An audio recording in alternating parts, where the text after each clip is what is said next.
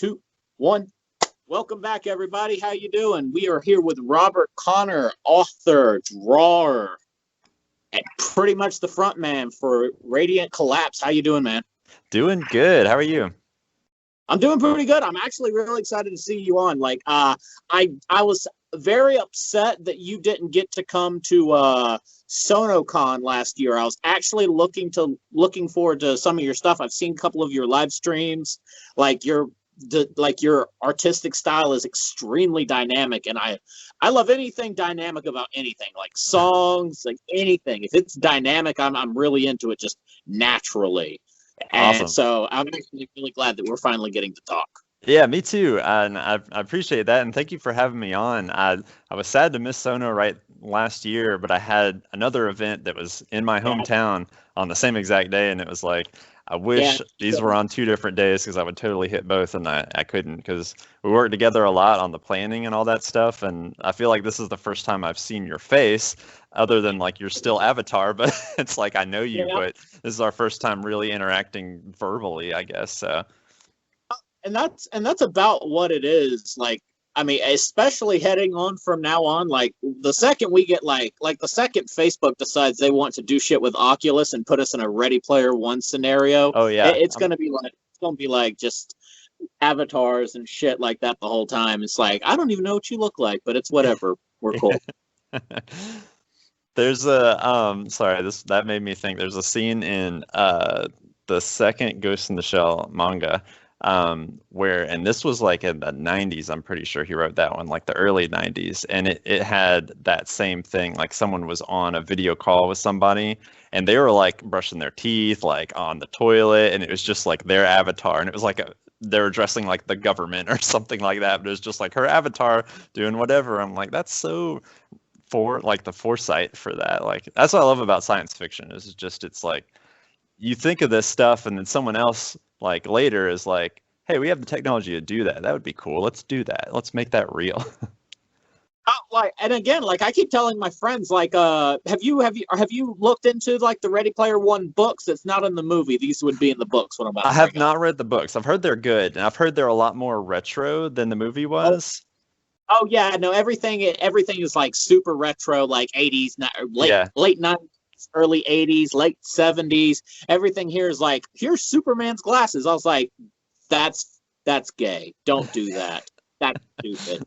Like, I like the movie, and like I really love the movie because, like, in all honesty, like, and a lot of people that are in the same category are like really sad individuals living sad lives. But I don't know what's keeping me right above water. Like my head is like right here. You just use the line of water. Everyone waiting for that scenario is a very sad individual. I myself am waiting for the reality where I can play a video game of any kind, transfer its currency into real world money, and never leave my house. Yeah, right. So I was really excited about that movie, but then I got the book. And I hate these people that say this because they're horrible people. Like, they're like, I'm better than you because I read. The book's better than the movie by 100 times, easy. Wow. And I've become one of these people now. And it's unfortunate. But the reason I say all this is because they have these things called flick syncs, where you are in the first person position of a character. So that's Princess Bride. You're Inigo Montoya, you're the princess, or you're Buttercup, you're the giant guy. And then you're the protagonist. I can't remember the main protagonist's name.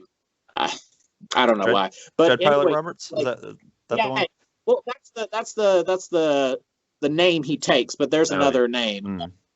But you complete the movie in each of their positions. So like you're literally Inigo Montoya. Like my name is Inigo. Like you're hitting the 5-fingered man, and I'm like, the second that's available, that's going to be the new thing. Like, you're not going to watch Avengers. You're going to be Captain America at the very end giving that big old speech. Yeah. And then you fuck it up and you ruin your perfect score. And crap, now I have to restart the whole movie because I'm a perfectionist. Yeah. And I'm like, the second that's ready, the second that's available, people are going to buy the rights to that book movie and then they're going to run with it. Yep. And I can't wait. but yeah, like it is amazing how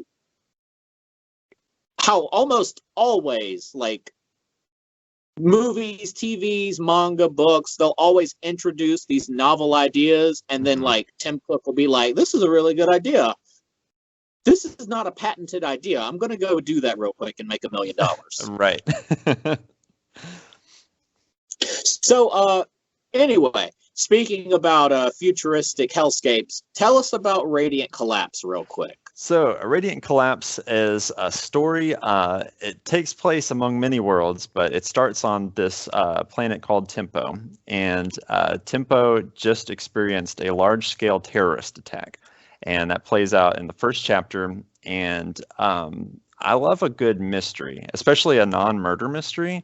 And so I've put a lot of like suspense into a Radiant Collapse and just trying to figure out, there's like so many layers to what's going on. Like, okay, here's on the surface, but it's really this and it's really this. And it just, I hope it really makes everyone want to dive deeper into that world, because the world is what really makes me excited. Just like creating that dystopia, creating that futuristic world of what I imagine the future might be like, when we're not like too far ahead, but we're far enough ahead that we're visiting other worlds. Like, commerce is normal. It's not frontier space. It's commonplace, but still kind of new. Cultures are intermingling. And then there's political disturbance thrown into there. And so, but yeah, it's fun. And I hope everyone will check it out. I got one right here. This is the first chapter. I'm working on number 2 right now. And I'm actually working on like an expanded, kind of like a director's cut of chapter 1 too, because there's some more. I just want to elaborate a little bit on some stuff before moving on to chapter 2. And so I'm going to release that as well. And I'm probably going to bundle that and number 2 for the same price as a single one, just not to alienate anybody who bought the first one. Be like, here, take this extra thing too for free. Oh no, absolutely. Because I mean, especially with like a brand new series, and I believe this is like your first, to my knowledge, your first series ever. Like, you want to throw in those kind of freebies just to be like, in case the plot twist ain't plot twisty enough. Like, you got to be able to, in some way. It's like, here's an extra little goodie bag for getting number 2.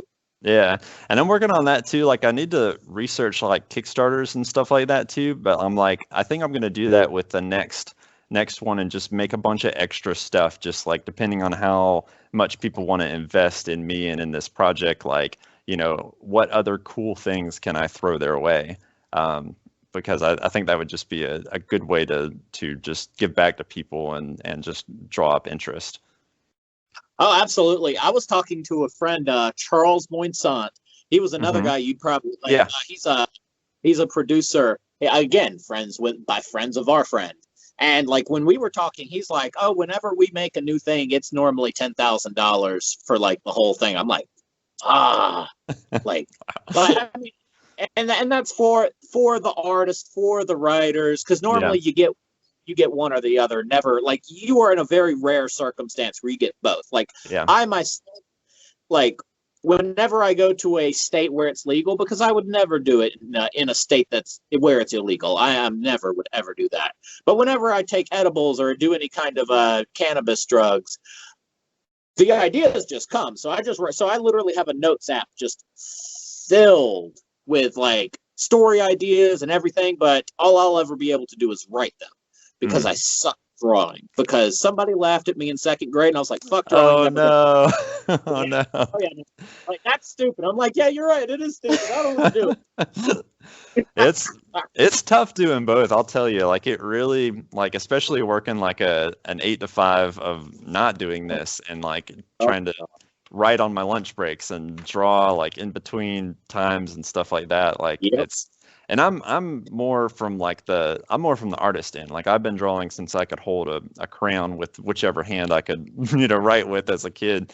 And so the writing thing is the challenge for me. And so I've been taking some classes, reading some books, just trying to like refine that part. Like, I know I can make it look good, but like, I need to make a story that's not stupid. Yeah. Well, hey, look, I mean, the guy who did Sword Art Online, he sucked at writing too in the beginning. So if you've got a good concept and good art and like the writing's okay, because I mean, half of a book anyway is the imagination. As long as that flow state doesn't stop, then the person can make up their own stuff. Like, so writing's important to get the idea across in my belief, but it's not the end all be all. Like, but if you've got like drawing where it looks like really stupid, like those episodes in Naruto where they freeze frame it at the exact right spot, and this one frame is just like someone took Sasuke and put him into a blender. Like if that's in the middle of a panel, then you're going to lose somebody. But yeah, as long as it's not too bad as a writer, it was like you'll get better, you'll do fine. All it takes is practice. Yeah, exactly. And you can go the other way too. What is it? The One Punch Man, where he had a great story and he did stick figures. And then you know this story? Yeah, so it was a webcomic to begin with, and it was One Punch Man, but it was just like literally stick figures because the guy couldn't draw. And then actual manga artist was like, please let me draw this for you because this story is amazing. Yeah, the story's amazing, and also the art hurts my eyes and insults my craft. Yeah. That's what I should do. Maybe I should just throw out all my ideas and then just hope somebody's like, okay, so this is a decent story, but your drawing also insults everything that I've dedicated my life to. So I'll I'll do it for free. Like, until we start making some money, go ahead. Yeah, right.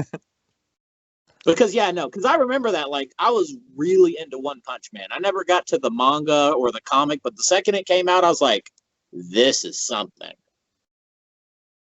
But I absolutely see where you're coming from. So how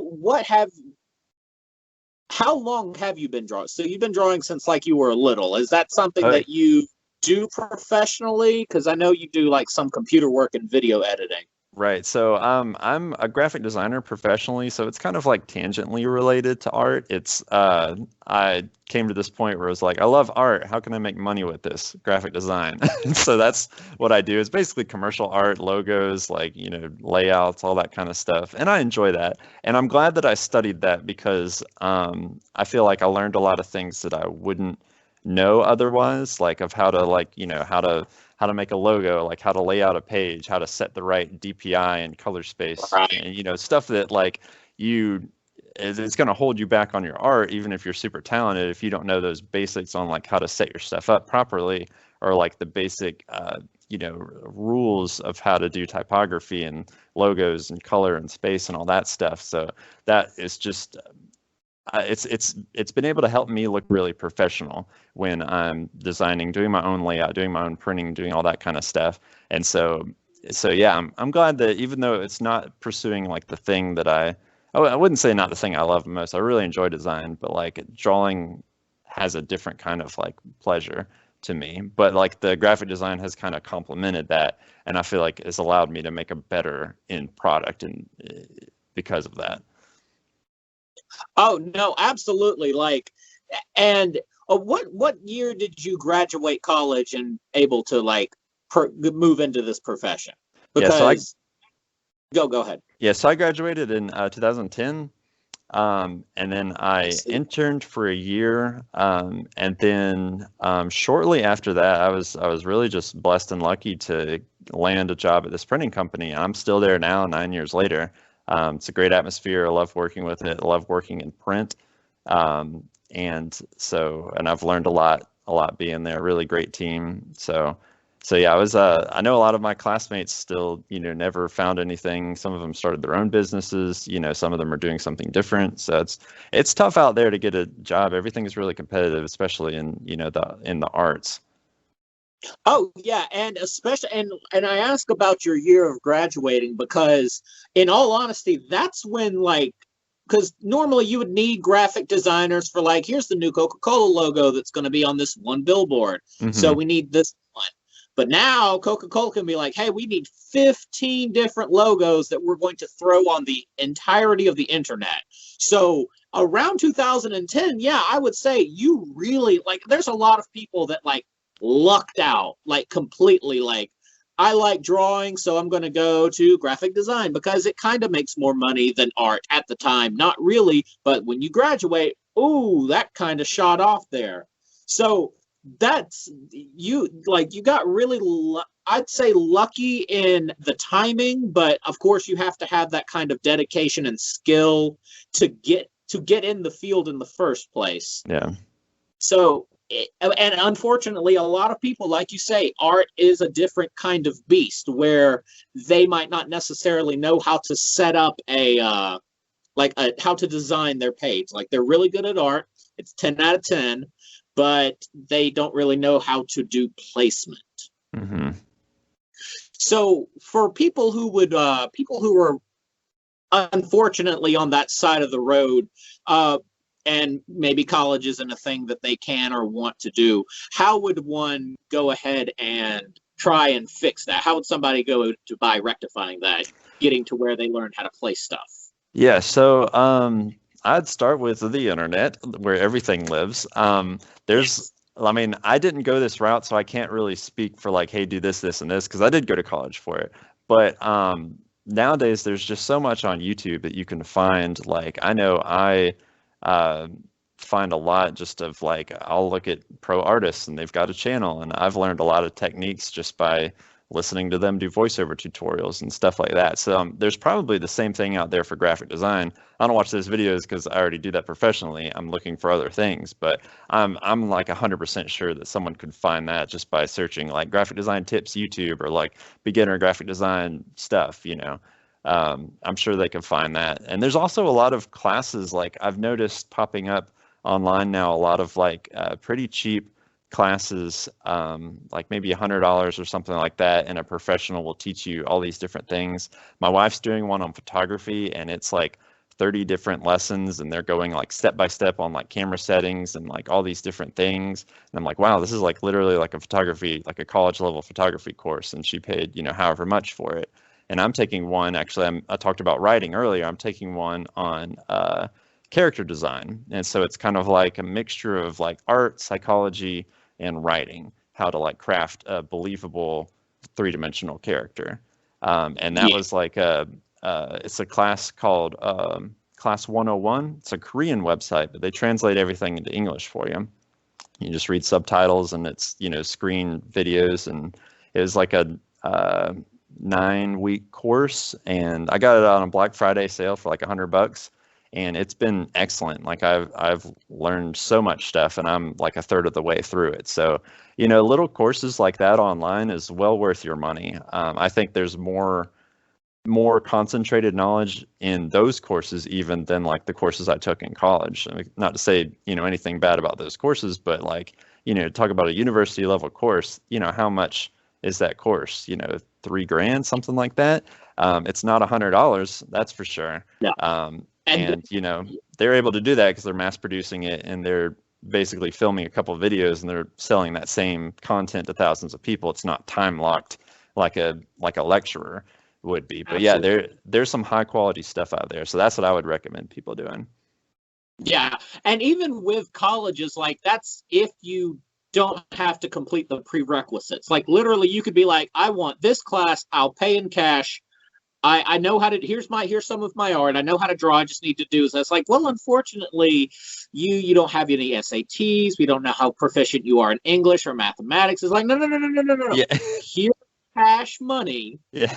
I want this one class. I'm not trying to graduate from you guys. It's like, oh no, we don't care.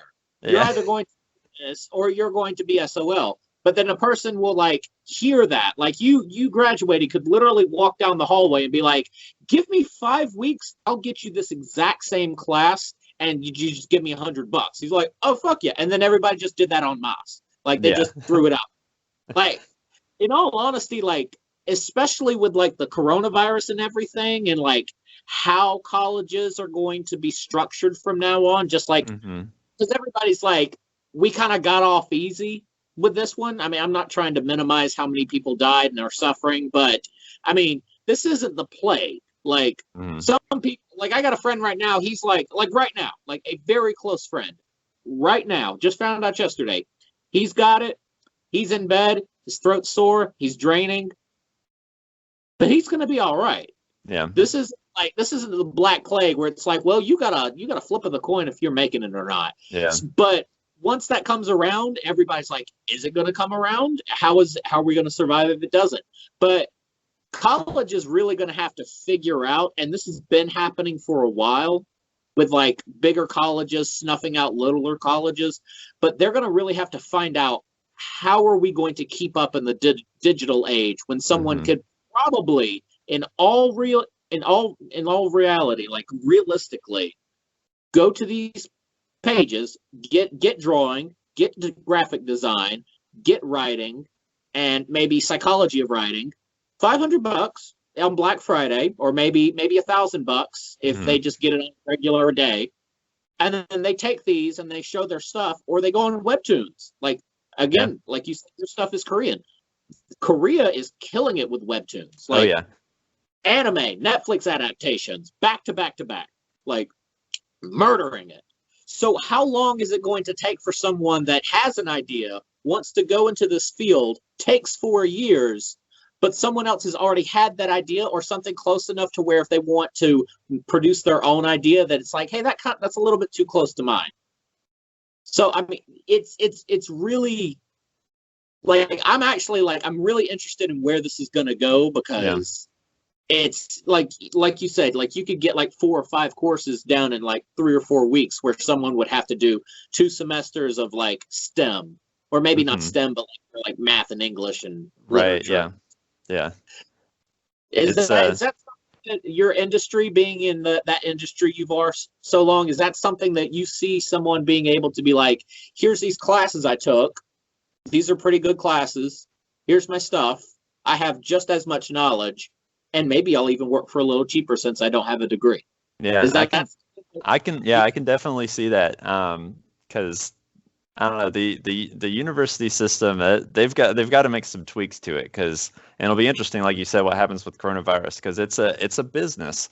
I'll be honest, you got those core.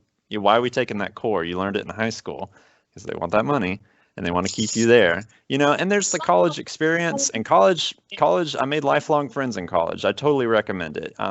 Being out on your own, learning independence, making mistakes, meeting people, putting yourself out there, like those were all valuable things that I couldn't learn in my room. And so, there's value to that for sure. But like you said, during Corona, kids aren't really doing the same thing for college right now. They're virtual, and that's not much different than buying these classes online. So that'll definitely be interesting to see where this goes, because other than that piece of paper that's so valuable that says you got a degree from so-and-so, if you got the knowledge and you're in an industry where you just have to prove yourself, then, that might be all you need. Yeah, because I remember reading Edward Snowden's book, Permanent Record, where he was like, when he started working for the NSA, he's like, there weren't computer degrees really. So you just had to prove that you knew what you were doing. And then after 9/11, like, they were looking for computer people that quickly. Like, they're just like, how to code? Fuck it, get in here. Let's see how good. Yeah, I would say especially that industry, that is very much about like, how good are you? I've got a good friend of mine, actually. He never went to college at all. He just was a high school graduate, and he was good with computers, and he got in like a medical company doing, I don't know. I'm stuff that I don't know what it is, and he's working for some big time company making more than me now, just off of skills alone. So yeah, that computers are definitely like, if you can code, you could do websites, you could do all that networking and stuff like that. Like, yeah, you're just show people what you can do, and 9 times out of 10, they're not going to care about that piece of paper. Yeah, no, they really aren't. Like, I mean, it is. Like, even with this, like, I want to try and make this podcast like something that I do. Like, I feel like 2,000-3,000 a month, I'm good. Like, in all honesty, if I could just stop it there, like, this is me now talking, of course. Like, 5 years from now, I may want $1 million a year. I may want to take over the entire world. But as of right now, I want to just do this, like $2,000-3,000 a month, best case scenario. Quit my job, do this professionally. Yeah. Everybody's like, why don't you go to journalism? I'm like, and do what? I already know how to put out a 3-hour. I already know, like, I can put out a 3-hour episode right now with with my friend, like the first, like Justin Watson, the first guy that we did, we literally cut that episode short because we both had work in the morning. Like we could have easily sucker for another hour and a half. With just talking about stuff to begin with, we can run this 2.5 hours. I don't need a journalism class to do that. I just need to do more and get better. So why do I need a journalism degree? Like everybody's like, get a degree. I'm like, I'll get a degree to fall back on, but I'm not getting a degree for something that I'm doing now. Yeah. Like another guest I had on, they own a taco truck. He's like, I want to go to college as business administration or entrepreneurship. I'm like, why? People go to college for that, used to, so that they can start their own business. You're already at the finish line. Why would you start back at the starting line to like look at the finish line that you've already crossed? Yeah. Like you're running a second lap, and like do something else. Like he said he wanted to go to politics. Do poli sci, like anything. Just it's like I said, it's going to be very interesting to see what they're going to do. Now you said tweaks. They have to make changes, but it's not going to be tweaks. It's going to be like sweeping changes. Huge, like they're going to have to make huge sweeping changes, because now I'm looking at college interviews. It's like, why did you go to LSU instead of going to Alabama? It's like, well, LSU has a wading river, like a lazy river that runs through the campus, and I like that. Like that's what like amusement park. You're choosing an amusement park that you learn a career from. That's what it's boiled to.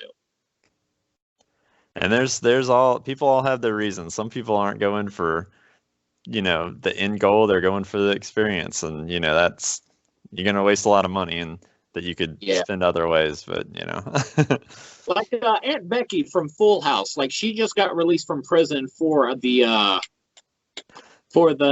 yeah, you know what I'm talking about. And her daughter, before she got busted, her daughter got in a lot of trouble. The one that was kind of smuggled into that college, UCLA. I think it was UCLA. She's like, I don't really know if I'm going to go to classes. I just want to go there for the parties. And I'm like, that's about, yeah.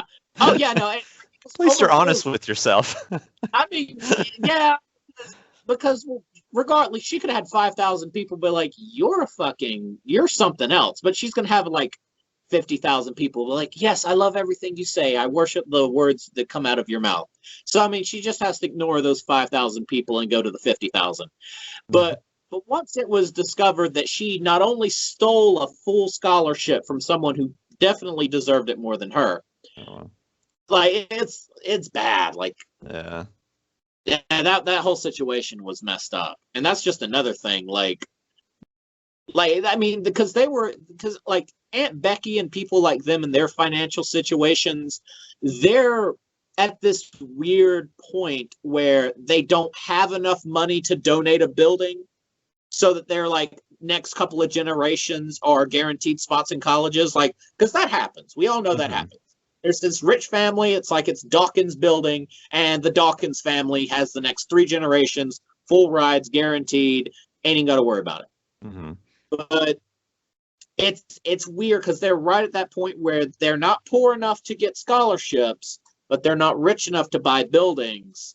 So they have to do this weird thing where they like really do some illegal stuff. At least there it's illegal morally, but legal legally. So that whole operation, Operation Varsity Blues, I believe it was called.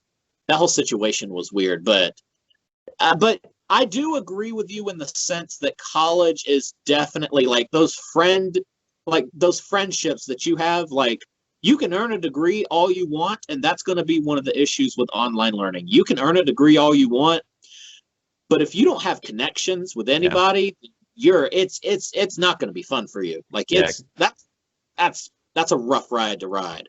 Yeah, and because that's probably a good bit of anything in business and careers is who you know. You got to, once you know somebody, you got to be able to show your skills. But if you don't know anybody, then you can't even show the skills. Yeah, you've got to get out there and meet people. But yeah, the college will definitely do that for you for sure.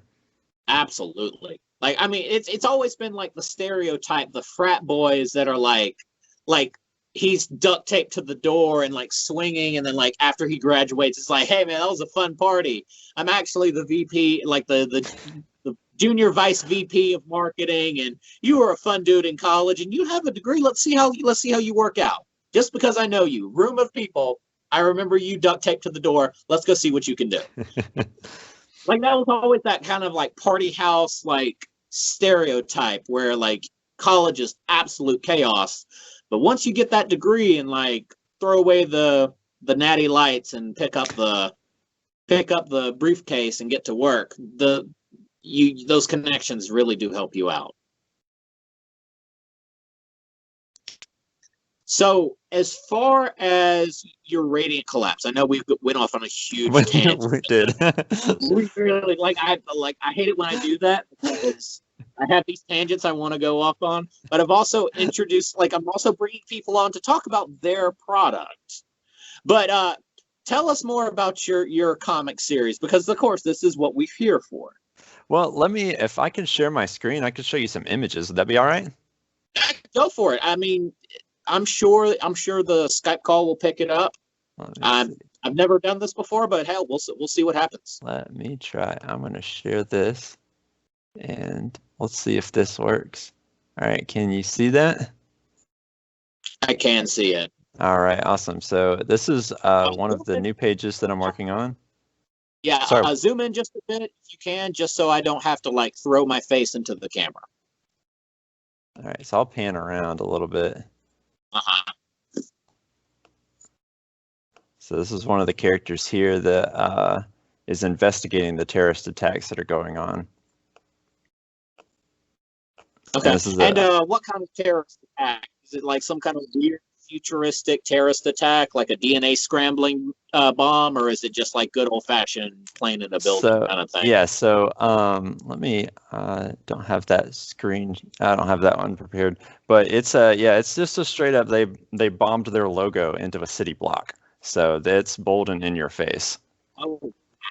So it's kind of a 1-2 punch. So they bombed the city, and so the comic kind of comes in at this point, right? But you get the feeling that there's been like small attacks happening before, and now it's kind of like, hey, that didn't get your attention, let's try this.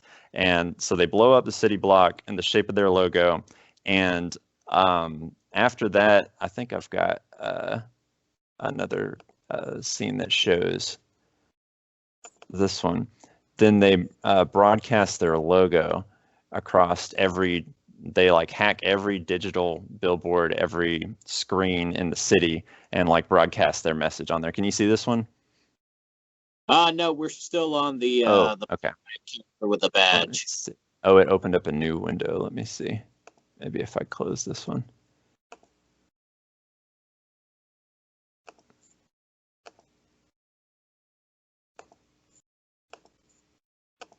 There we go. Can you see that?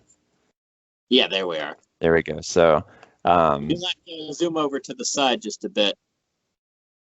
Yeah, there we go. Yeah, I see the mortal die.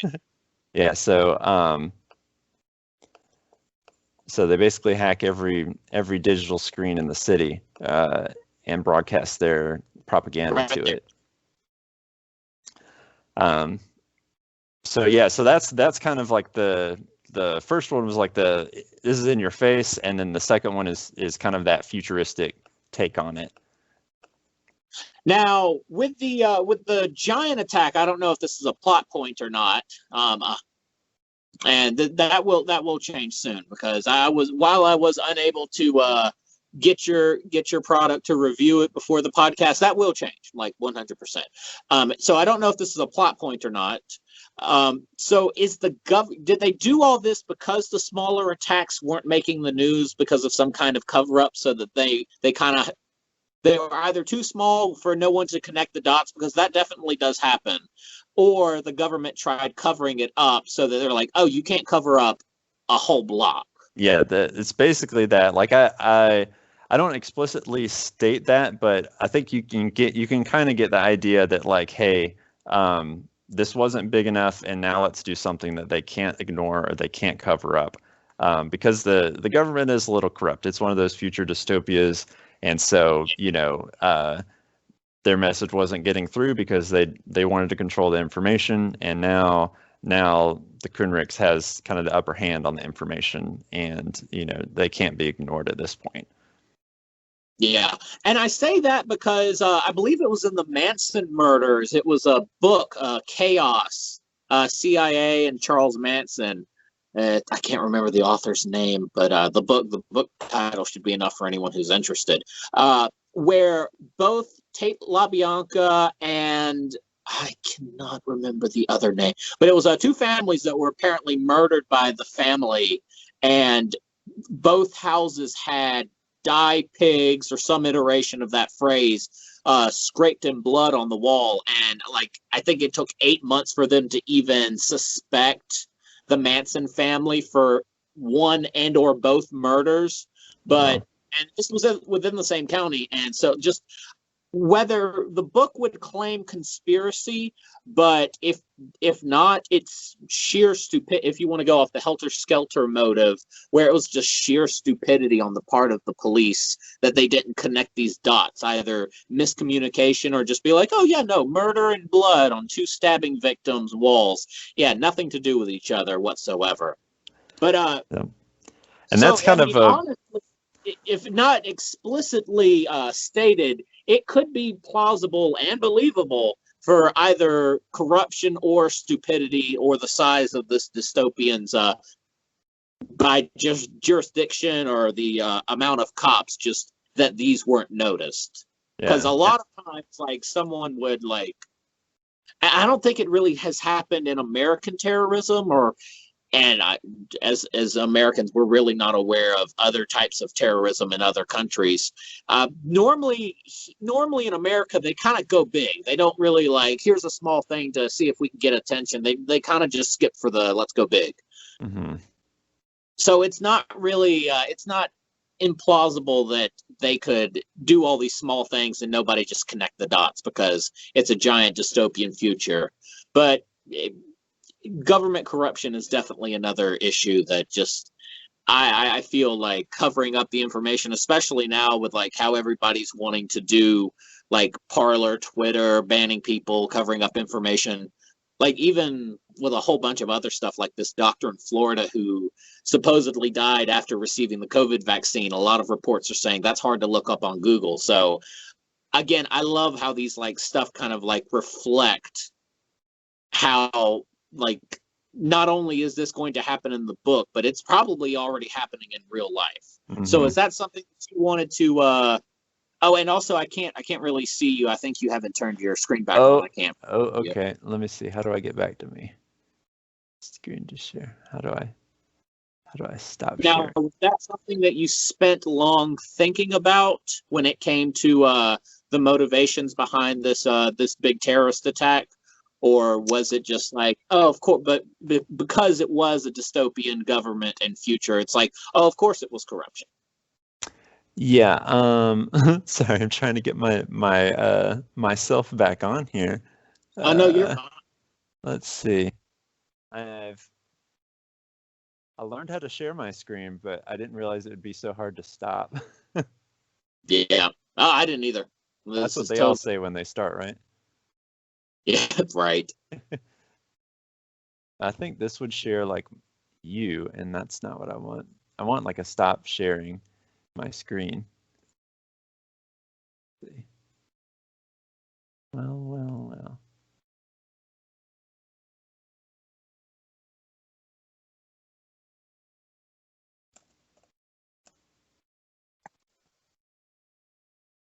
Warning, not a goal. And that's just kind of, it's all the theme cyberpunk literature and comics and things like that. It's just hey, this is where things could go, so let's divert it before that happens. Especially I don't know if you've ever watched the new Blade Runner 2049. Love that movie. Love the visuals, love the soundtrack. That was what really cemented the theme of my world. I had this story, And I knew it was like futuristic and science fiction, but when I saw that movie and like how like ad saturated it was, and just like that was just like that's the visuals that my story is missing. That's the world I need to set this in. But yeah, like the themes, like how the environment has completely like decayed, and how like everything is ads, and everything is like it's just that it's a warning of like, hey, here's a problem we have, and let's take it to the extreme and see what that would be like, and then like there's your story. Like that's cyberpunk. And so that's a really cool thing to me. Oh, absolutely. I mean, even with AT&T, like they were, I think they are currently, I don't know if they have to run through any legal loopholes or not, but they are wanting to introduce cheaper phone plans, and you get those cheaper phone plans by watching ads. Like, I don't know if they'd be like, ding, ding, you can't use your phone unless you watch your 5 minutes of mandatory McDonald's ads. Oh, weird. Like, oh, that's, I mean, cool. I mean, that's terrible. That's not cool. Like the writer part of me is like, that's cool. How can I use that somewhere? But like the human of me is like, no, cool is not the word for that. That's terrifying. Like, I thought double ads on YouTube was as low as corporate capitalism could get, but apparently, like, it's like, do you want your computer to start 10 times faster? Do you want it to run 10 times faster? Watch these 3 minutes of ads. Yeah. Ooh. Like, can you imagine if they did that? Like Microsoft, like they come out with Windows 20. It's like Windows 20 will have this premier feature where if you watch 5 minutes of video ads, we'll overclock your computer system. But if not, you're going to have to run it the standard. Like, could you imagine? Like, the horror. They could very easily do that is what's crazy. So easily. So easily. Like, it'd be so bad. Like, and like you could do like loading screens where it's like you work on these tiny puzzles, and then when you solve the puzzle, it's like a McDonald's logo. Like, but we haven't even scratched the surface of how just horrible this could get. Yeah. So how does your world, like, now with that idea, and you're completely allowed to use it if you'd like to, is that something that your world would go into, or is it more just like billboards, like covering the landscape? So, like, that's probably one of the realms that I'm not really trying to like speak towards. So I'm probably not going to go like in that direction, but I do want to show like how like ad saturated everything is. Like in every scene that I was going to share screen again. Let's see if I can do it. I don't want to like, I want to show you this, but I don't want to not be able to come back to you. Oh, dude, like when you last screen shared and I shut the video off and called you back, about the first 5 minutes, I forgot to hit the recording button. So let's try not to do that, because I'm sitting, like, okay. I sat here like when you saw me like this, I was like, that was me like screaming at myself. It's like 5 minutes of perfectly good conversation, just not recorded. Oh, no. Okay, well, I won't do that then. But I'll describe kind of one of the opening scenes is the cityscape, and one of the terrorists is on a rooftop transmitting a bomb, and there's just, you can see out into the distance, and there's just ads all over the place. There's holograms, there's floating ads, there's ads on billboards, like there's ads on the sides of buildings, and I see that area. Like, my vision of this future is that LED technology has gotten dirt cheap. It's like it's cheaper to get a screen at this point than to print something. So everything's just covered with LEDs. And what you do with LEDs, program things in it. And so there's just literally like video ad billboards. Every single place there's like a flat surface big enough to hold one that's, you know, viable to rent it out.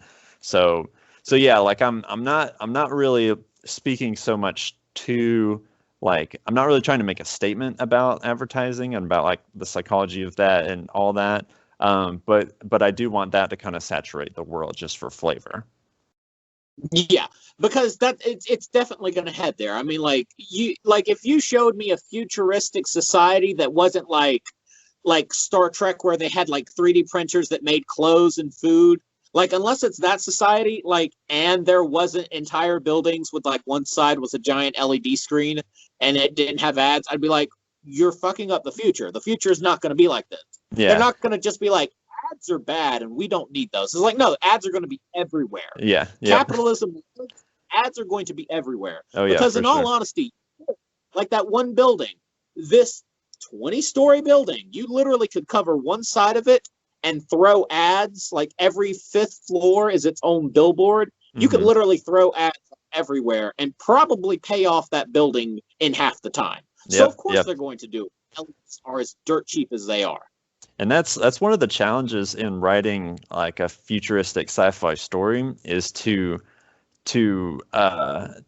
keep pushing yourself to make everything look cool and make it not look like things are now, because that's our default, right? Like, oh, I'm going to draw a room, I'm going to draw how I'm used to it being.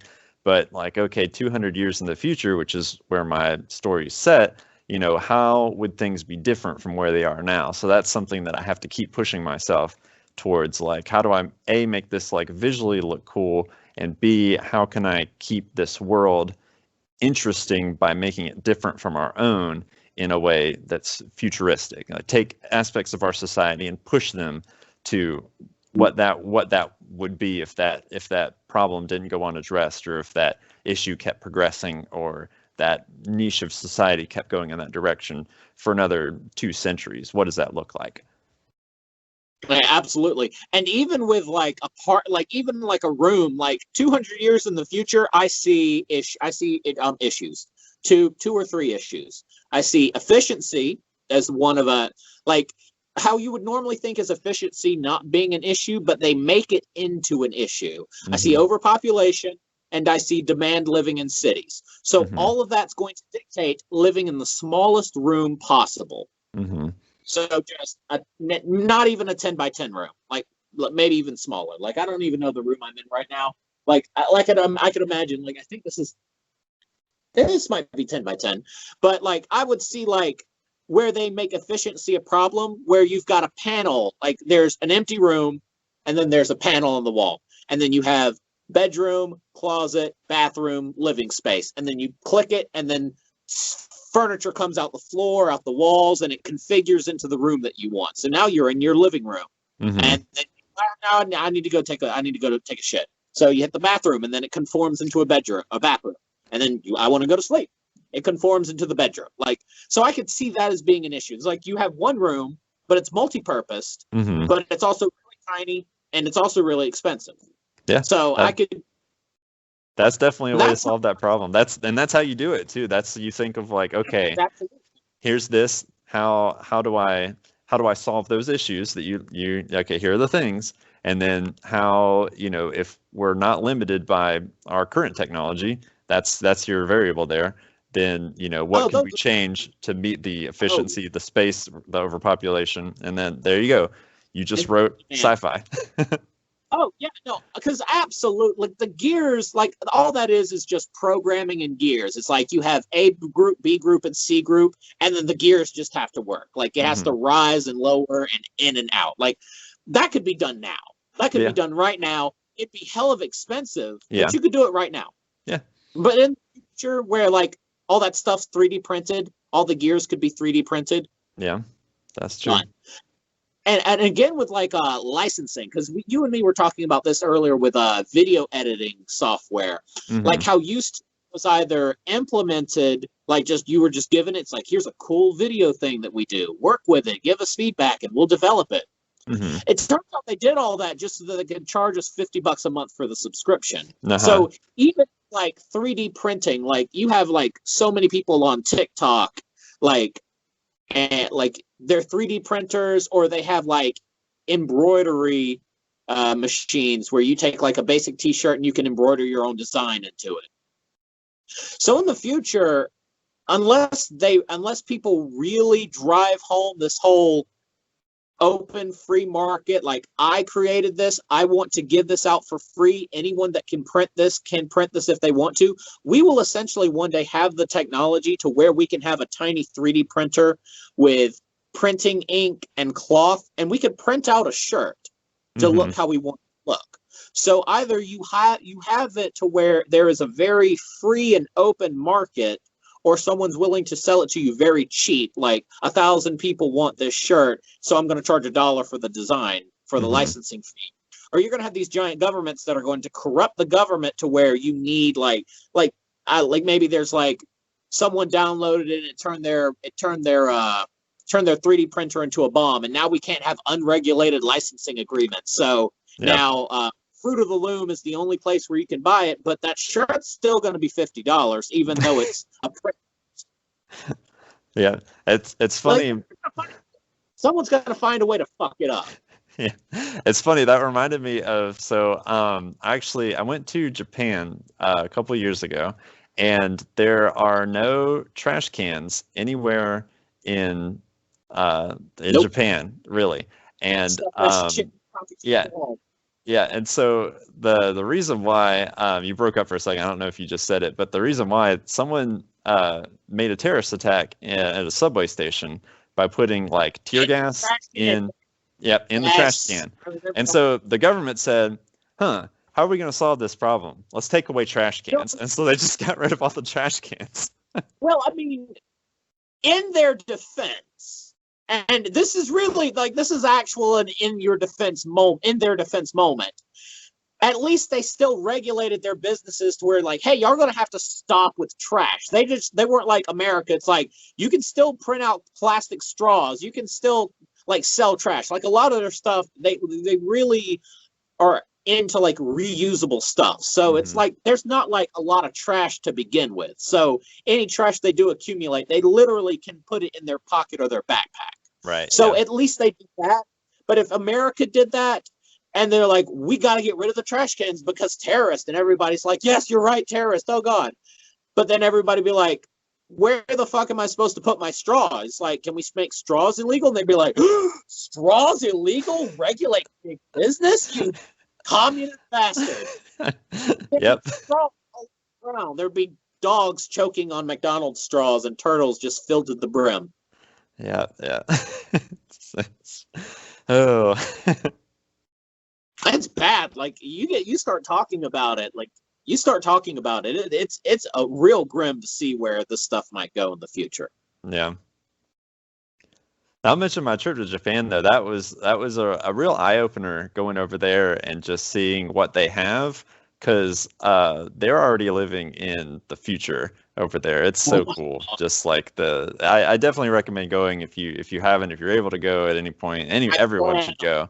It was a trip I had been looking forward to my whole life, and it did not disappoint. Like it lived up to the hype. It was super cool.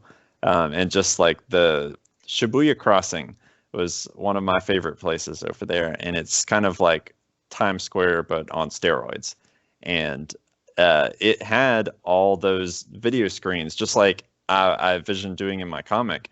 And I'm just like, I got to take this to the next level because Japan's already there, and I can't call this a 200-year in the future thing and look like less than what Japan's already doing today.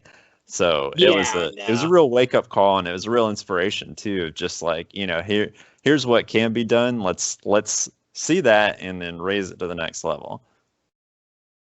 Now, I don't know if it's just because Japan, their real medium is anime and manga. Like that, if anything could be a definition of Japan, that's definitely it. Because you'll have like cup of ramen noodle commercials that are like a chicken fight with One Piece characters redesigned.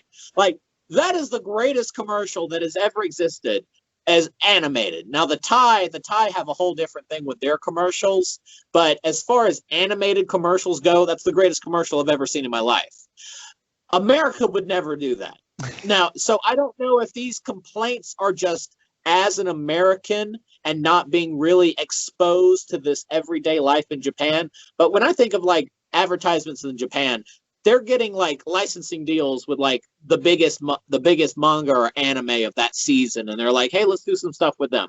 McDonald's would never like do that with like Steven Universe or because we don't really even have that kind of a big like TV show. We have like a new Netflix series every week that Netflix series dies within a week. Right. So we don't.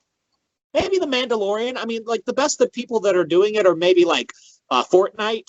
where they'll have like the Mandalorian or Thanos or whoever Mm-hmm. from like Avengers come on, and like for a season or for like a couple of weeks, you can be like the Mandalorian or Baby Yoda or Grogu. But that's about the closest we've ever gotten as far as marketing goes. But it's not really selling you a product. It's just like cool cameo. Yeah. Please keep playing the game, because we know it's kind of, you can only do a battle royale so many times before it's like, I'm done with this. So that's them just trying to keep you there. But as far as like a commercial, like that doesn't really happen here. Yeah. So, but you're totally right. Like Japan, like Akihabara Street, that's all it is. Billboards, advertisements with anime girls, but billboards all the same.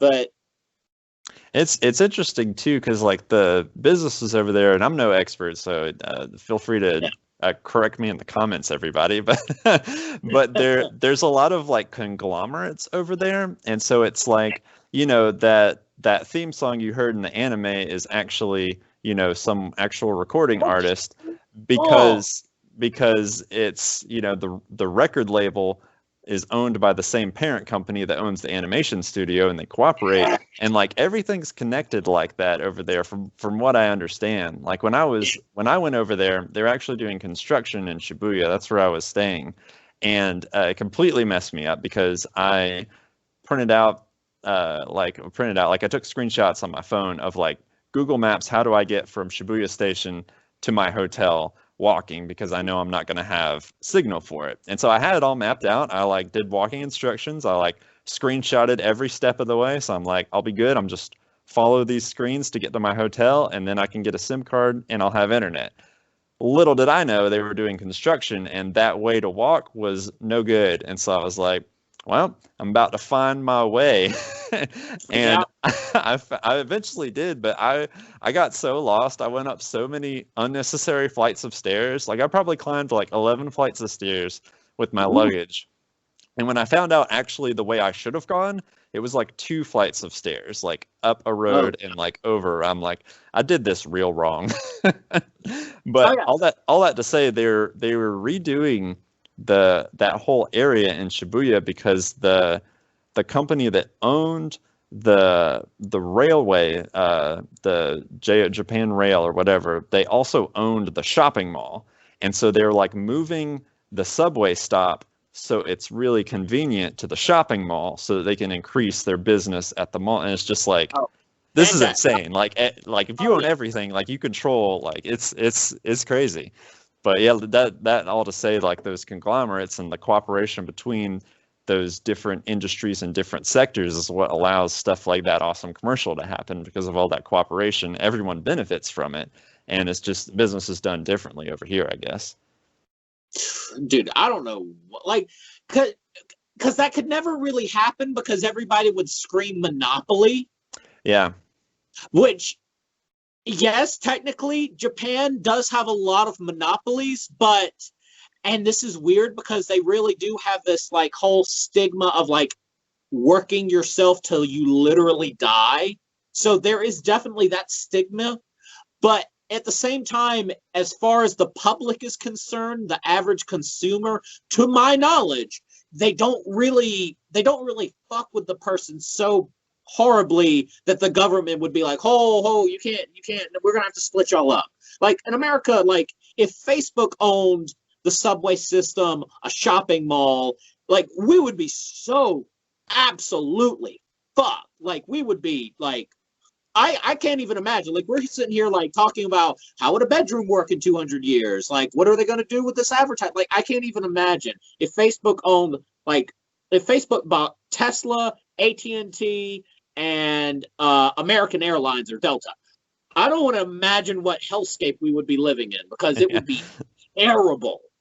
But in Japan, I don't know if it's just like the ease of how quickly a conglomeration can either be bought out or taken over. Like I don't really know what it is, but to my knowledge, they don't really fuck up that bad. And they've got different copyright laws. I do know that over there, where we're like Americans, we love hey, you step on my copyright, I'll sue you. We'll sue for everything. But over there, I know like say manga, for instance, you can do your own like fan fiction. They call it like dojins, and you could like write your own Final Fantasy VII comic and publish it.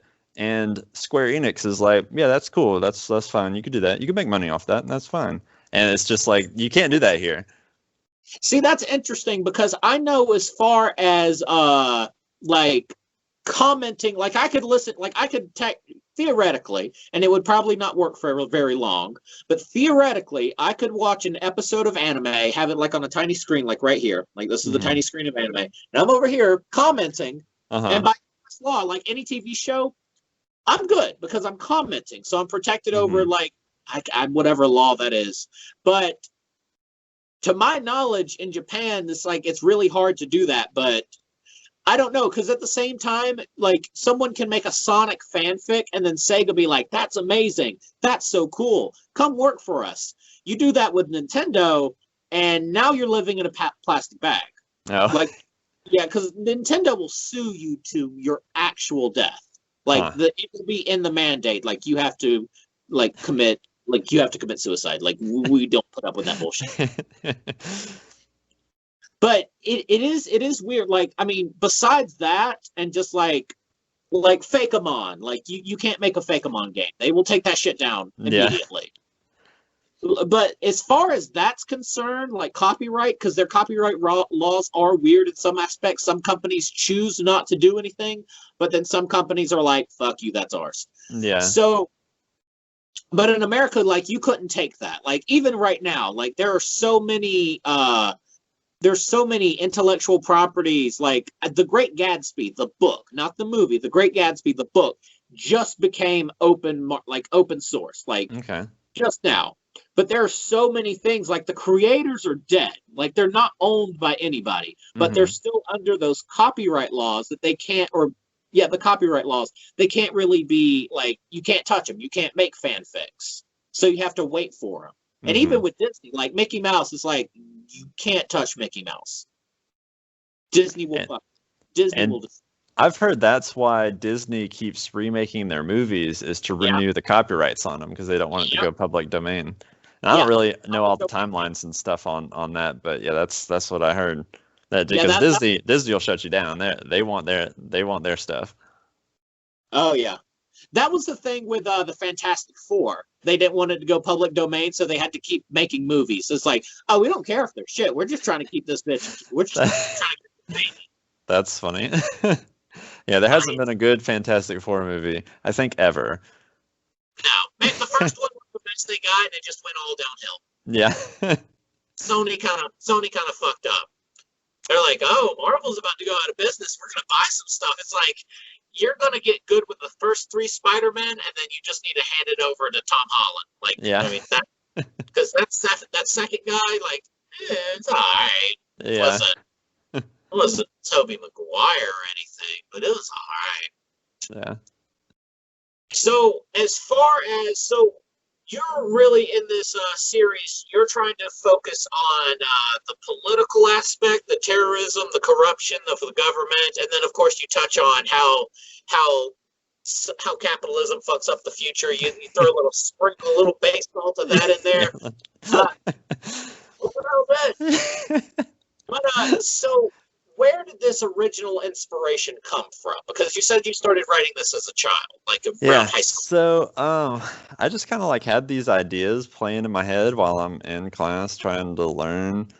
And I don't know, I just had different scenes, come to mind, and just there's this whole other side of the story, which I can't really, it's too spoilery for me to really like go into the detail about it, but there's this whole like psychological, I guess, aspect to the story that comes in a little bit later too. And I'm trying to talk delicately so I don't like give major spoilers, but a character goes through something basically and has to come to terms with himself. And so there's this whole like inward part of the story too, and just like, and how how he comes to terms with what's going on and what he's done and what's been done to him and different things like that, and just like how he can find hope in a future in all of that. So that's one of the main themes that'll play out like as the story goes on, especially like so many of the opening chapters are just setting the stage for the things that are going to happen. I'm dropping little hints. I'm, giving, little bits of information, little bits more, and gradually more and more is going to be revealed. Like the layers will get peeled back. You'll understand more and more of like the conspiracy and what's going on and how deep this thing goes. And this character is right in the middle of all of it, and just like what he's going to do, when he finds out the truth.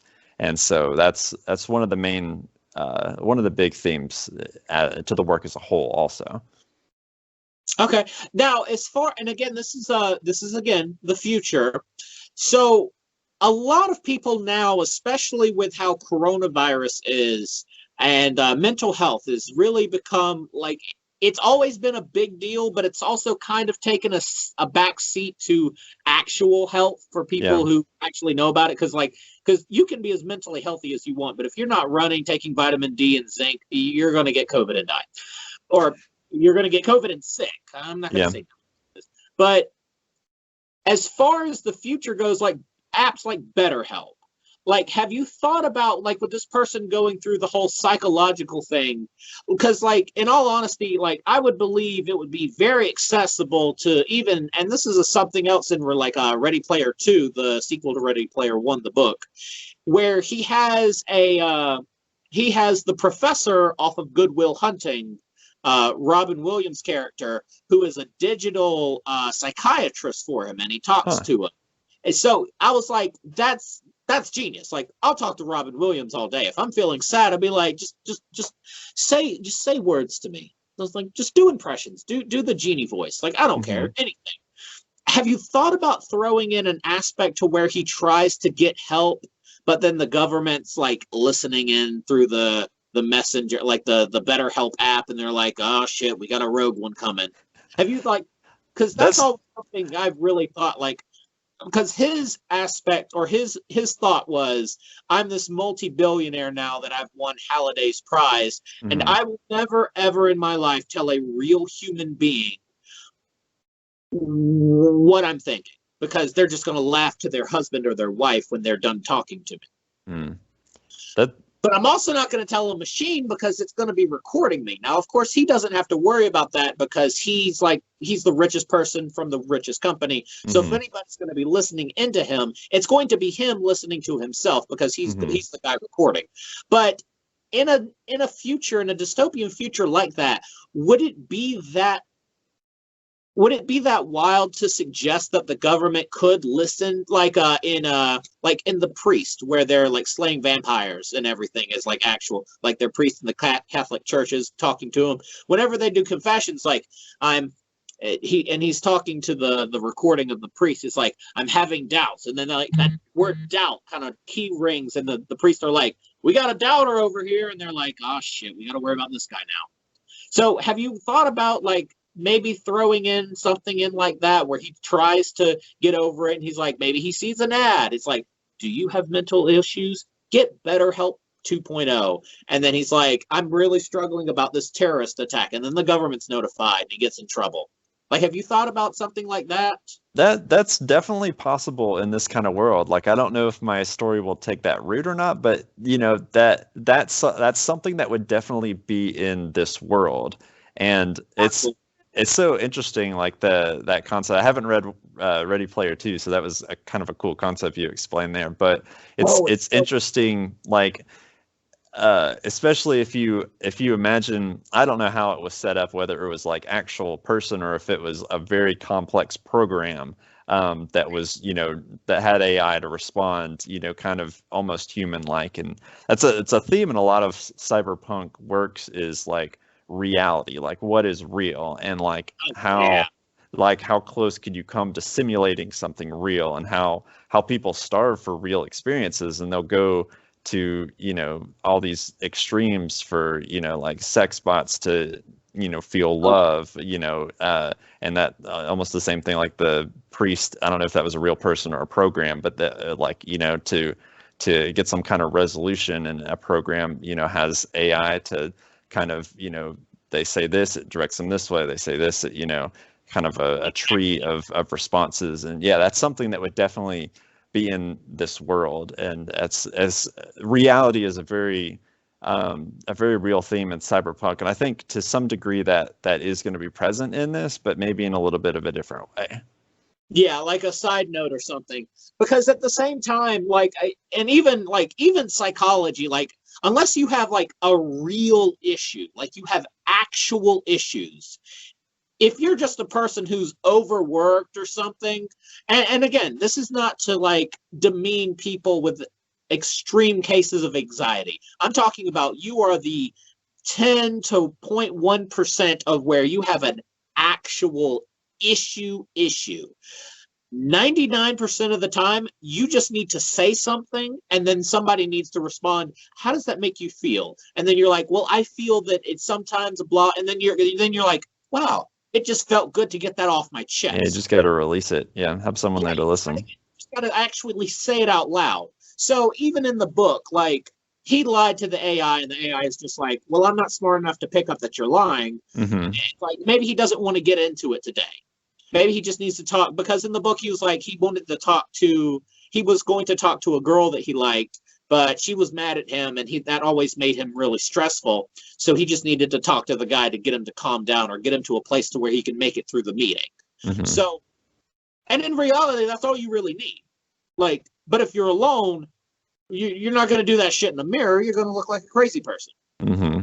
So and it's like is just an AI that just like knows these generic responses, like, I feel bad today. Why do you feel bad? Because my friends don't like me. And how does that make you feel? Well, it makes me feel unwanted. What could you do to change that? Well, maybe I could actually, and that's all you need. Like, I've done, like, the program's done nothing. Mm-hmm. Like, it's all been me the whole time. Mm-hmm. Yeah, that'd be interesting to see how that would play out, because I could see one of two things. I could see it going like you say, like the AI works pretty good and gets them to delve into their thoughts, right? Yeah. It could go the other way, where the AI is like kind of shit and doesn't have quite the right response. And you know, we've experienced this with kind of the AI that we're at right now. Like, hey, can I speak to someone? Hold on, I'll check that for you. Did you mean the front desk? No, I need help fixing my cable. Like, and so I could see like kind of a crappy AI situation, and that could, and you know, someone it just not doing it for them, and they're just being like, well, it breaks the wall, like, you know, what's that phrase? It like shatters the illusion, and like, you know, they're like, well, this is obviously fake. This is not helping me. This is not real. And like the illusion's broken, and they're not going to open up to that. And I can see that too, if this is maybe a government sponsored program and they don't have enough funds, and it's real crappy, like all the like government websites are. It's outdated, it's lagging behind the private sector, but this is what's available. This is what's covered by your insurance, and the other one's not. And then you're stuck in the same unhelpful situation. I could see that in a cyberpunk setting, like that's what I would see happening.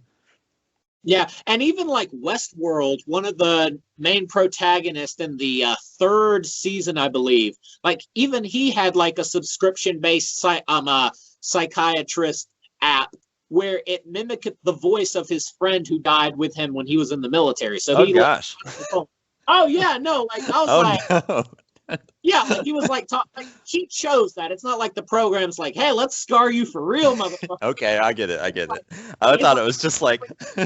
Yeah, it's like, I wish, because of course, if you like was in that situation where you had your battle buddy, it's like, I can always talk to Billy. Right.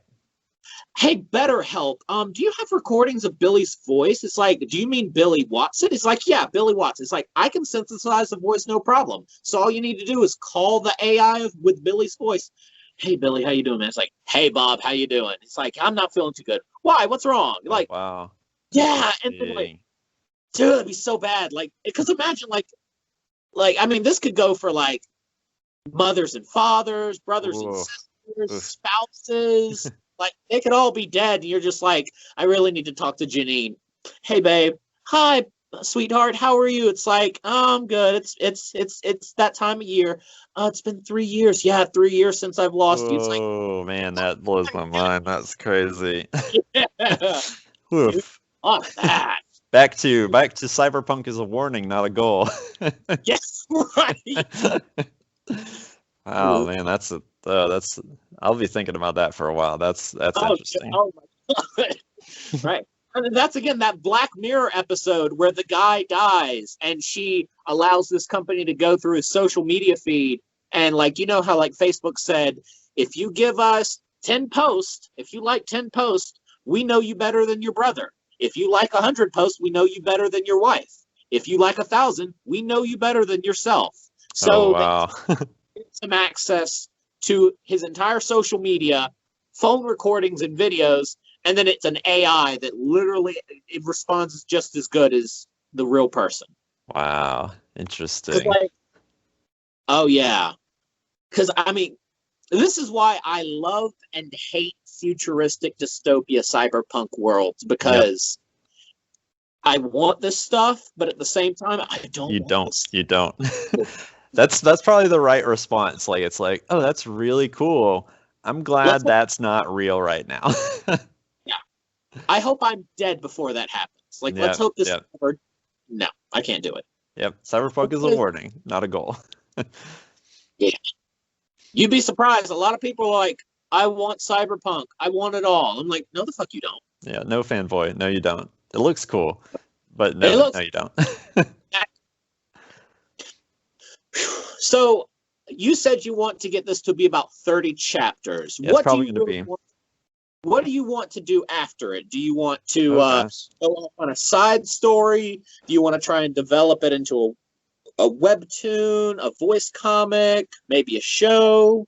Yeah, I mean that would be like life dream material to get it made into like an anime. That because I'm a big anime fan. That would be super cool if it were to ever like there to be another part to it. That's probably what I would want to happen. But I don't really see like a sequel or anything out. Like the story's pretty like this is it. Like there's not really. It'd be one of those like crappy sequels. Like we're not done with Naruto, so let's make his son do something.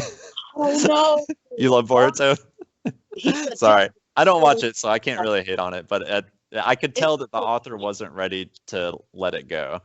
Oh, I mean, at the same time, you've got Fairy Tail, but now they have Eden Zero, where they're literally like that's loose, happy, and Natsu. But you've changed some, like you've spun the wheel on the hair color. But I don't think they're like magic or something. But I mean, yeah, you could go with the Boruto, like the father or the grand. Hell, Inuyasha did it. Like it's an all-female cast of the daughter of Inuyasha and whatever that chick's name that's right, was. the new one. I haven't seen that one yet.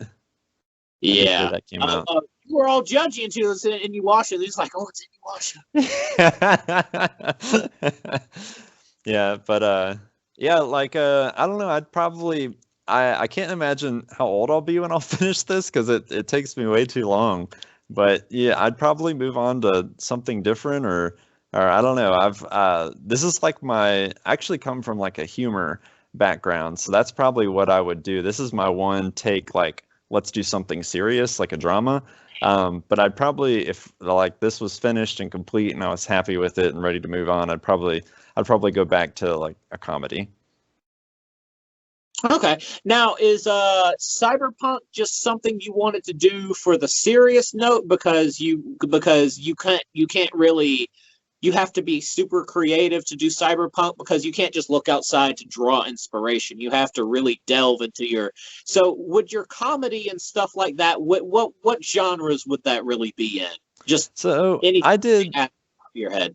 I did a little web comic back in high school that was like pirate themed. It was modern day pirates. It was actually hilarious. It was one of my favorite projects. And I'd love to like put that back online. The website's long gone, but I still have the drawings of it. But there's all kinds of different settings. I've done a bunch of different like short projects and stuff, but that was probably my favorite like comedy work. Was just like it was it was just silly and like current setting, but like with a little bit of a twist. So Somali pirates, but there's banana peels everywhere. Yeah, pretty much. It's basically Somalian pirates, but they're really bad at it. And so it was a lot of fun to work with. I love that. I love horrible people are bad at doing horrible things. Yep. That's the best. I love that. That is my favorite thing. Yeah. But yeah, I did the cyberpunk thing for this just because like I wanted to like go all out for once. Like just like let me just dial it up to 11 and like see like how good I can make this, like how great of a story I could write. I mean, that's not the right words, but like let me just like try 100% and like try to make something like literary level. Like that's what I'm going for. Okay. Now, so was it the fact that you were such a good artist to begin with, as you would compare yourself as a writer? Because again, like with the author of One Punch Man, I know he initially started out as just a light novel-esque, like where he would just write it out, and then he started doing some of the animation because everybody's like, you should do this as a web manga, and then he stuck that until somebody grabbed him. Have you thought, in the beginning, did you think about maybe taking cyberpunk as a more of a light novel-esque thing before starting out, or were you just so confident in your ability as a graphic designer and an artist where it just wouldn't make any sense to do that? Yeah, so like I said, I'm probably a better artist than I am a writer. So like I've got the visuals, and like visuals without a story isn't anything. It's just pretty pictures. Whereas like, you know, you could write a book without having a single picture and you'd still have a story there. So I was kind of forced to become a writer to create this story, like to be able to draw it. Okay. And is there a reason that because I know at least with mine, like I would have to, like, especially with an artist, like a writer can get a book, like a rough draft of a book done, or not a book, but maybe a chapter of a manga a week or so. It maybe take a month for like finished product, right? Like art and hell, maybe even just like the outline. Have you thought about getting a writer, or do you just really don't feel confident in someone's ability to lead the story in the direction that you want to go? Yeah, probably that. I mean, I'm too much of a perfectionist, so I just like want to do it myself, and you know, I could probably get someone to do that part for me, but I don't think I'd be satisfied. Like I think I would just want to do it all. Like I could probably see myself subbing out the art before subbing out the story. Wow. Just because like I want to write this thing, I want to get this story right, and like I just have to do it on my own. And that's, you know, that might be stubborn of me, but it's just like that's the commitment I have to this story. Yeah, I can't say anything. Like I said, I have so much stuff, but I can't find an artist that I couldn't even think about finding an artist to where he or she would be able to put the kind of work out that I would want to. And then there'd be the fact of it'd be hard to find an artist, one, but then the artist that is good enough, they're going to be so good that they're going to want to get paid for it. Yeah, definitely. It's like you can't find that person that's willing to work with you. It's like, hey, this is our kid, and whenever it starts making money for us, that's when we'll get paid. You can't find, it's like 1 in a million. Like, yeah, that's the thing too. It's tough to find that kind of like a partnership that you can go in on that too, and then unless you've just like win the lottery and you can hire like the perfect person to make it come true for you. I totally agree. Like, I love this story. I want to be like the guy that One Punch Man. Mm-hmm. 1 in a million. And you know what happens when you get that 1 in a million? You get an anime. Yeah.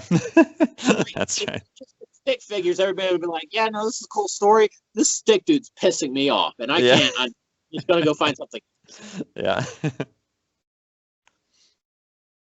So so you do live streams with your stuff? I do. That I really like those live streams, and again, I haven't really, because like whenever you're doing them, I myself am either doing a podcast working on my studio, and I got into the first couple, maybe a little bit more in the middle.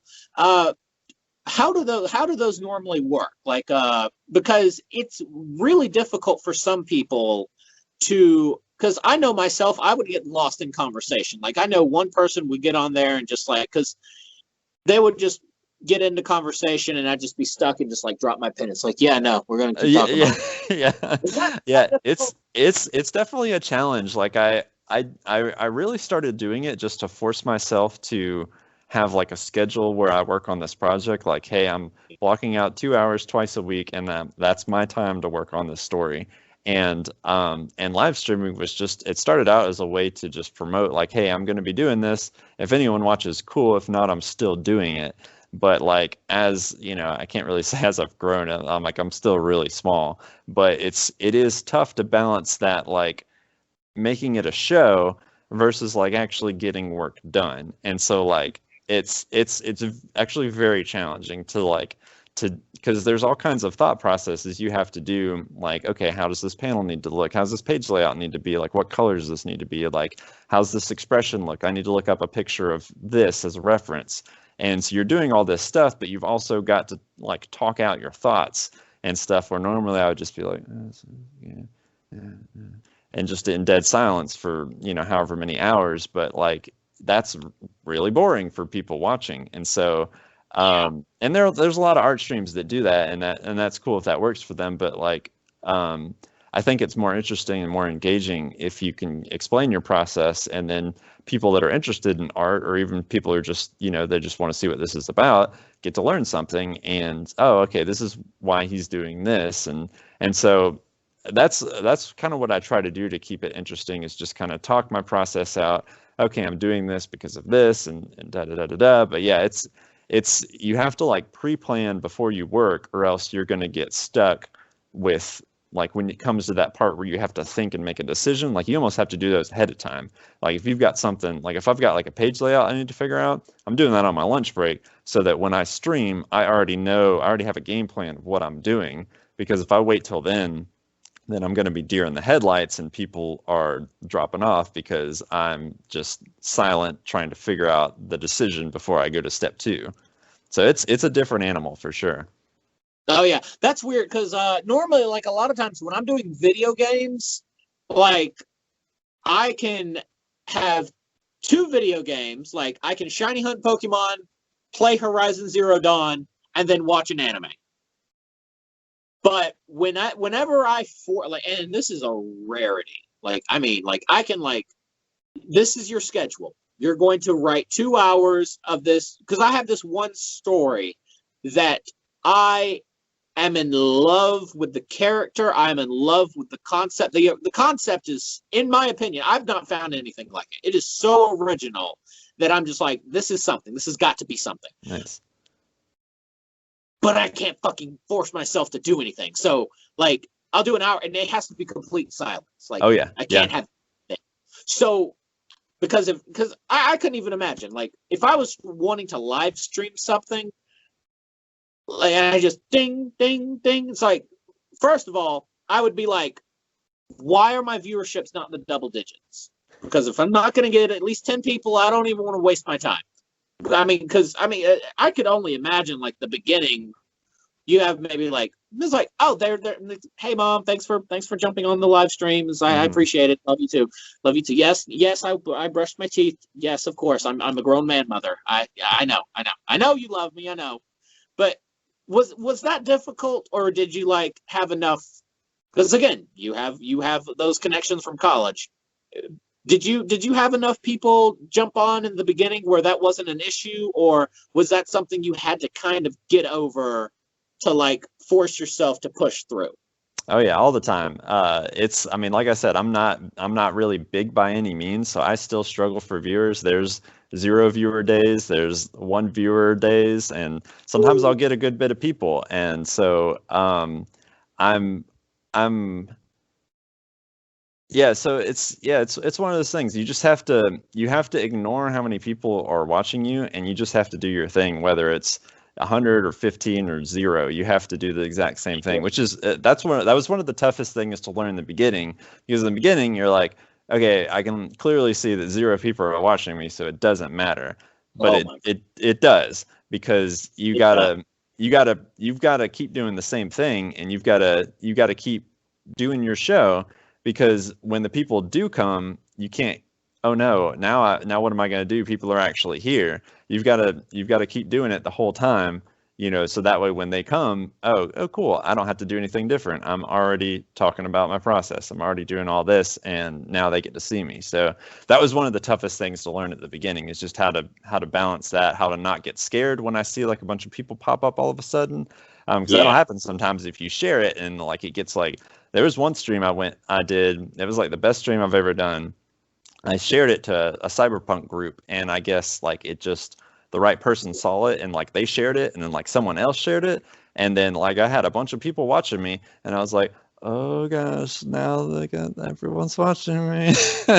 and I'm an introvert, so I'm not like the hey party guy, and so like I'm like, oh gosh, okay, but I just kept doing my thing, and it was cool. I got some interaction, and it was good. So that's what I hope happens every week. It definitely doesn't happen every week, but you just got to keep doing your thing, have a good plan going in, and that way you'll make a good show. So if they come, hopefully they'll stay. Absolutely. Like, because whenever I jumped on, it was like 15 to 13 people, and that's not super, like, and this is of course, this is not to belittle or anything, but that's not super impressive. But at the same time, if I had a Facebook post that had 15 reactions or comments to it, I'd be like, oh yeah, you're the fucking shit, buddy. Yeah. You're the dog diggity. It's like, but and again, I say this, have you ever thought about a TikTok? Do you have any of those? Have you? So I have actually created a TikTok, but I haven't done much with it yet, but I know it's like the up and coming social media. So I've been making some Instagram reels, and it's the same format as TikTok, because it's literally like Instagram's like, oh, TikTok, you're really popular, let's try to do that too. And so the reels have been pretty successful on my page. So I'm planning on cross posting those over to Twitter or TikTok rather, and see if I can get some ground with that. I'm telling you, I had a guy yesterday. Was High Top Hickory. Shout out to him, man. Like, I mean, solid dude. But he takes 2x4s from Lowe's, runs them through a planer, makes them into farm tables. He's got 18,000 followers in 8 months. Oh, wow. Fucking do it. Like, seriously. Like, as good as your shit is, like, I mean, and again, this is not docking him, but this is soft pine farm tables. Like, it's not epoxy. It's not like, he's going to get there one day. He's already talked about it.